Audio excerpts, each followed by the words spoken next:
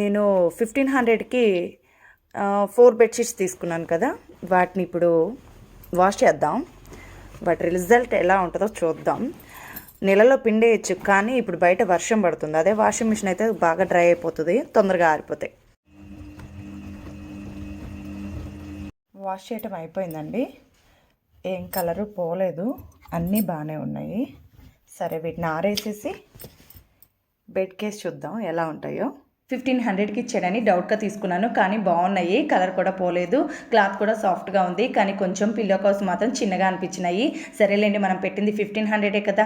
Okay, ఇంకొక విషయం, మొన్నటిదాకా వర్షాలతో భయం, ఇప్పుడు దోమలకు భయపడాల్సి వస్తుంది. జాగ్రత్త. పిల్లలు స్కూల్కి వెళ్ళేటప్పుడు ఓడోమస్ రాయండి. ఇంకా పడుకునేటప్పుడు బెడ్కి దోమతెర వేయండి, ఎందుకంటే ఇప్పుడు వైరల్ ఫీవర్స్ ఎక్కువగా ఉన్నాయి. 4 బెడ్షీట్లు 4 సార్లు వేసలేక నా చేతులు పోయినాయండి. సరే అయితే మీకు ఏ కలర్ నచ్చిందో నాకు కామెంట్ చేసి చెప్పండి.